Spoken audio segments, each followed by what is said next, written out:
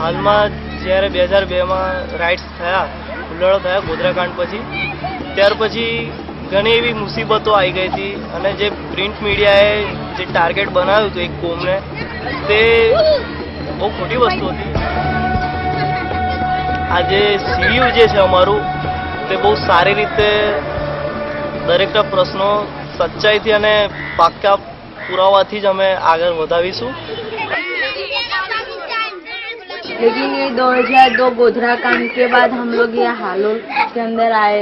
जन विकास संस्था है जिन्हें मकान हमने बनाया, लेकिन कॉलोनी के अंदर काफी और रहते हैं सभी लोग, लेकिन यहाँ पे नगर पालिका वाले कोई साफ सफाई के लिए नहीं आते. नगर पालिका ની અંદર ગયા તો કે તમારે 7 બારના ઉતારો જોઈએ તો તમને લાઇટની સુવિધા મળે.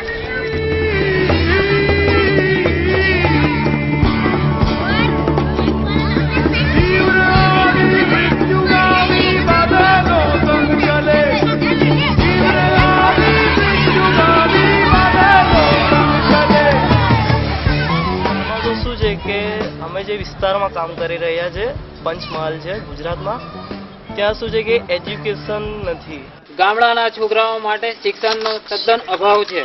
2-3 શિક્ષકોથી 150-200 શિક્ષકો બાળકોનું શિક્ષણ પૂરું પાડવાનું હોય. એજ્યુકેશન નથી, એ માટે એ લોકો ન્યૂઝપેપર વાંચતા નથી, છાપું વાંચતા નથી અને તેમને કંઈ ખબર નથી પડતી કે આપણા ગામમાં શું થયું અને બાજુના ગામમાં શું થયું, અને જે સમસ્યાઓ અમુક છે તે નીકળતી જ નથી.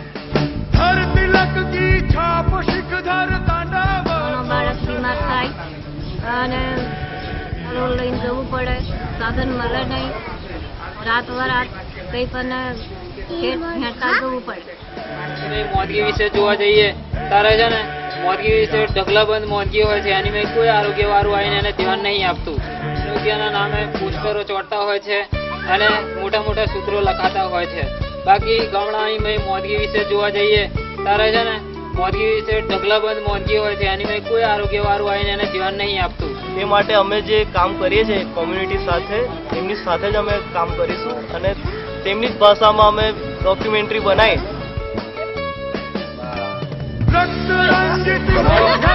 અને એલસીડી પ્રોજેક્ટર દ્વારા સ્ક્રીનિંગ કરી અને તેમના જ ગામમાં બતાવીશું, જેમાં અવાજ પણ એ જશે અને ભાષા પણ એ જશે. रक्त रंजित गोधरा रस रूप मंथन करे, शम की उड़ती धूल शिव का महिमा मंडन करे.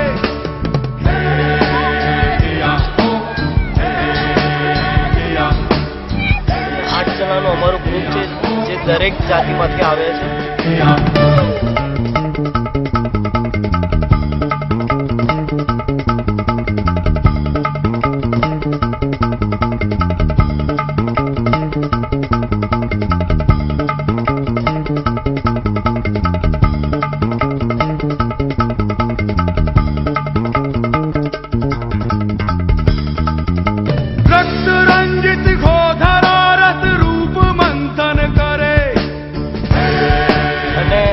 સારું મારા માટે પણ ઓપોર્ચ્યુનિટી છે કે હું એનો એક સદસ્ય છું.